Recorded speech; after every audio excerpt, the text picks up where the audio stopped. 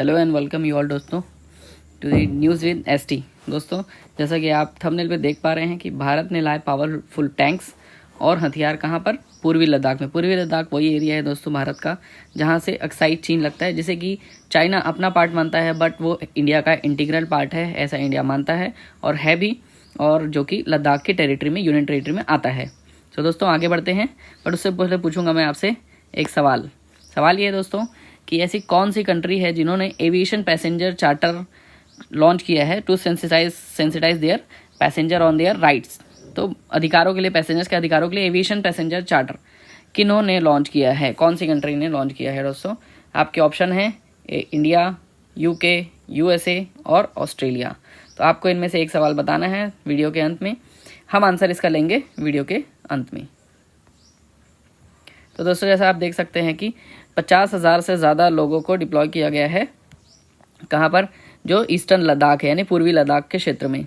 और जब उन्हें डिप्लॉय किया गया है, and Indian army is also wedding the weapons system like M4 quick reaction vehicle and Dhanush howitzer. ये दोनों ही दोस्तों जैसा कि आप जानते हैं कि मेड इन इंडिया है और इनकी जो कैपेसिटी है, फायर पावर है, वो बहुत ही ज़्यादा अच्छा है। इंडिया टुडे के रिपोर्टर्स बताते हैं कि जब वो 14,500 फीट पर गए इंडिया के ट्रूप से मिलने, जो कि अभी न्योमा मिलिट्री स्टेशन पर लोकेटेड है, जब उनसे मिलने गए तो वहाँ पहुँचना बहुत मुश्किल होता है। दूसरी बात, वहाँ पर जाने के बाद में हमारे पास ये बहुत अच्छी अपॉर्चुनिटी रहेगी कि हम वहाँ से एक अपने बहुत वेल इक्विप्ड जो कॉम्बैट सिस्टम है, हम उसके साथ में हम काम कर सकें। इंडियन आर्मी ने अभी बहुत सारी चीज़ें लॉन्च की हैं, जिसमें कि 2-3 चीज़ें ये हैं। इनकी फ़ोटो हम देखते हैं। ये है दोस्तों हमारा ये है दोस्तों हमारा M4 व्हीकल, जो कि 4 लोगों को आराम से बैठाल कर ले जाया जा सकता है और इसको आसानी से दुश्मनी क्षेत्रों में ले जाया जा सकता है। दूसरा आप देखेंगे दोस्तों, ये 3 मशीनें हैं, 3 अलग अलग हैं, जिनमें एक है हमारा धनुष हाउट्जर है ये, जिसकी मारक क्षमता है ऑलमोस्ट 48 किलोमीटर के आसपास। और ये है हमारा, बाकी ये 2 हमारे ATVs और M4 quick reaction force vehicle है, जो कि हमारे ईस्टर्न लद्दाख में पोस्ट किए गए हैं। फोटो है ANI के द्वारा।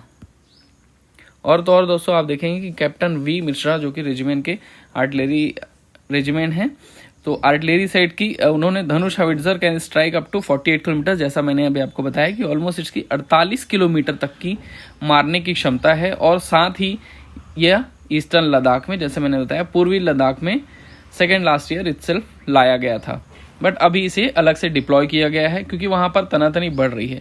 जैसा आप जानते हैं दोस्तों कि भारत और चीन के बीच LAC के पास गतिरोध जारी है, यानी कि LAC यानी कि लाइन ऑफ एक्चुअल कंट्रोल।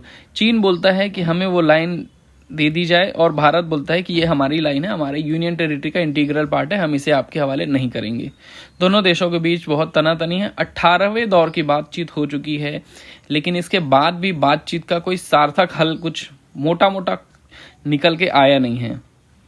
तो दोस्तों आप देखेंगे कि जब मोटा कुछ नहीं आया और 19वें दौर की बात अभी चालू होनी है, तो दोस्तों अब हम देख सकते हैं कि लाइन ऑफ जो कंट्रोल है, LAC है, लाइन ऑफ एक्चुअल कंट्रोल है, वहाँ से चीन चाहता है कि वहाँ से 15 से 20 किलोमीटर तक का जो दायरा है उसे बफर जोन दिया जाए ताकि वो वहाँ पर पेट्रोलिंग कर सके।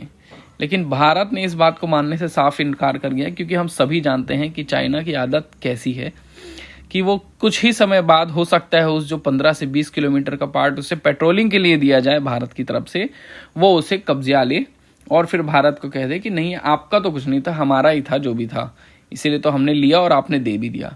तो ये कारण है दोस्तों कि भारत कभी भी अपना इंटीग्रल पार्ट चाइना जैसे देश को तो कम से कम नहीं देगा। अब यही 19वें दौर की बातचीत से पहले पूर्वी लद्दाख के जो न्योमा इलाका है, वहाँ पर एक्सरसाइज चालू की गई और इस एक्सरसाइज से चीन को बहुत ही बड़ा संदेश दिया जा रहा है कि पूर्वी लद्दाख जो हमारा है वो हमारे भारत का एक अभिन्न अंग है, जिस पे वो आने की कोशिश ना करें। और भारतीय सेना ने नए हथियार और उपकरण तैनात किए हैं, इन जैसे ही उपकरण तैनात किए हैं, और इनमें अधिक से अधिक जो है उपकरण है वो स्वदेशी भी हैं दोस्तों। तो दोस्तों इस जानकारी के साथ में अब आगे बढ़ते हैं हमारे सवाल की तरफ।